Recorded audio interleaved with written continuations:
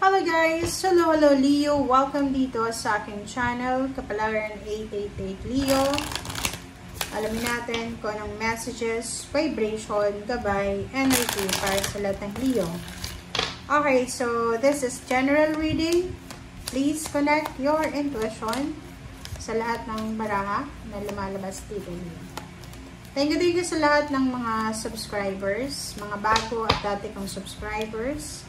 Thank you, Leo, sa patuloy na pagsubaybay, patuloy na pagsuporta dito sa aking channel. Thank you, guys. And God bless sa inyong lahat.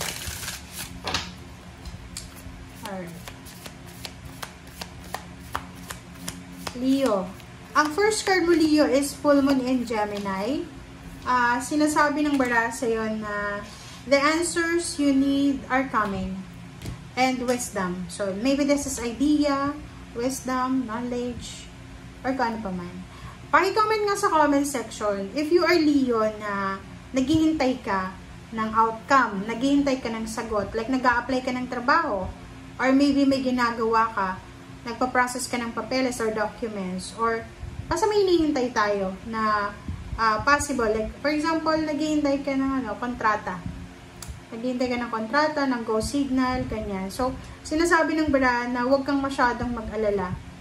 Okay?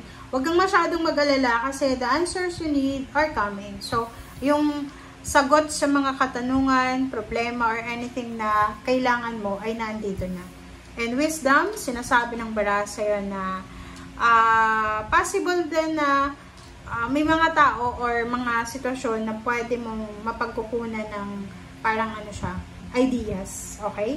So, doon sa mga Leo na naghahanap kayo ng kasagutan sa kung ano man ang katanungan nyo sa buhay, tumingin ka sa left and right mo kasi baka naandyan lang yung sagot sa mga katanungan mo sa buhay.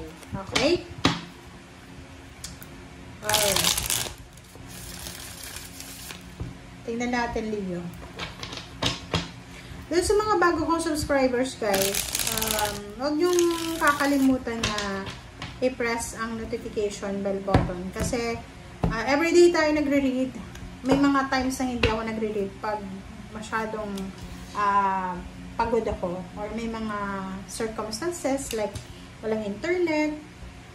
Nag-read ako tapos hindi siya na-upload. Parang may mga ganun kasi na sitwasyon sa buhay ko.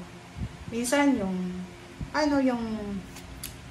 documents, diba? Documents, hindi documents yun eh. Sa cellphone ko yung documents. Okay, so the devil and Five of Pentacles and the lovers. Alright, Leo. There's a Capricorn energy here. Isang Capricorn, ang posibleng possible siya na maging temptation sa iyong family.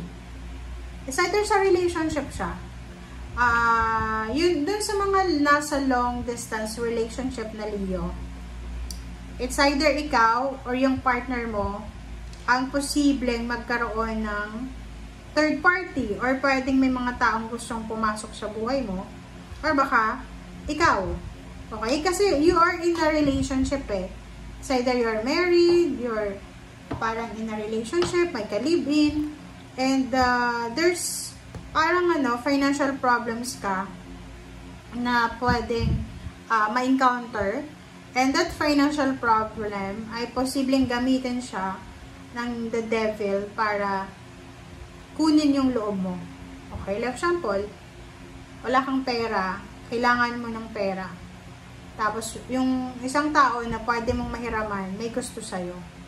Diba? So, parang gusto nyo sabihin, kapalit ng blessings na yun, or kapalit ng tulong niya, is yung relationship mo. Which is, in a relationship ka, or may asawa ka. So, pwedeng doon, pumasok ang temptation. Okay? Alright. So, tingnan natin. Let's clarify. For one, same with Cancer siya. Leo, sinasabi ng bara sa'yo dito na kailangan mong mag-relax. Kailangan mong mag-isip ng tama. Be positive. Kailangan nating magpahinga, kumain ng tama. Kung may mga vitamins ka na tinitake, you need to take your vitamins. You need to prioritize your health, Leo. Ace of Cups and Four of Pentacles. So, sinasabi ng bara sa'yo dito, Leo, na isang kapamilya, like anak mo, asawa, kapatid, or kung sino man siya, ang posibleng rason kung bakit ka magiging masaya. It's either yung anak mo, may binigay siyang pera, it's either yung asawa mo na promote sa trabaho, and yun yung parang magiging rason kung bakit ka sobrang magiging masaya. Yung Four of Pentacles dito, sinasabi ng barahan na may mga Leo na may pagkakataon na kayo na makaipon ng pera. Like, halimbawa lang, may mga taon na lumipas na parang ang saklap ng buhay. Parang ano, ay trabaho ka ng trabaho, nag-try ka mag-ipon, pero end of the day, nagamit mo pa rin yung ipon mo para sa emergency. Parang ganun. But now, nakikita ko sa'yo dito na you are happy. Super happy ang Leong ito kasi may solution talaga siya. There's an answer. Okay? The answers you need are coming talaga. So, maganda. Maganda yung takbo ng relationship mo. Or maganda yung takbo ng money mo.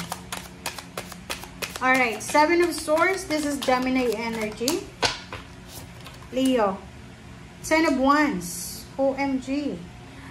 Leo, sinasabi ng bara sa'yo dito, mag-iingat ka sa sobrang pagiging masipag mo. Like for example, sa loob ng trabaho or negosyo, yung pagiging masipag mo na yan, lalo na kung empleyado ka, eto pwedeng makaresonate sa mga empleyado. Kung tatlo, dalawa, or marami kayong mga empleyado, possible na yung ginawa mo na effort ay parang yung ibang tao yung makakakuha ng credit. Diba? So, dahan-dahan lang, Leo. Parang sinasabi sa'yo na kailangan mong magdahan-dahan. Kailangan magpasensya. Huwag tayo masyadong magmamadali. Huwag tayo multitasking. Huwag mong kunin ang lahat ng obligasyon na hindi mo kaya.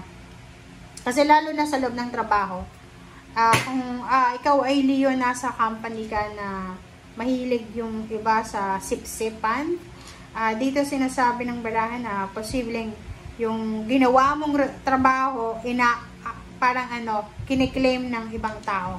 So, Seven of Swords. Mag-iingat ka kasi maraming mga tao sa paligid mo ang manluloko.